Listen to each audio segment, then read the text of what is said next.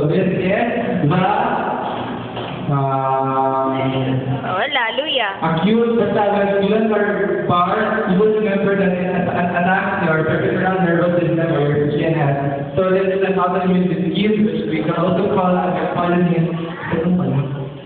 polyneuropathy. So or polyneuropathy. So the back is in multiple sclerosis there is demyelinization, in GBS there is also demyelinization. However, in your multiple sclerosis there is your descending weakness, while in GBS there is ascending paralysis. Wait. So the question is, shut up.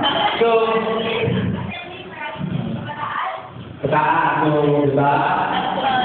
it's one of the signs of your GBS, diba kaya sa GBS is symmetrical, bilateral, ascending paralysis. So dalawa, reference both sides. so what we call it, it's going to be this Wait. Multiple sclerosis or No, that's your Miller-Fisher syndrome. What do you call this Lasado? That is what we call Miller-Fisher syndrome. Bakit mo na naman?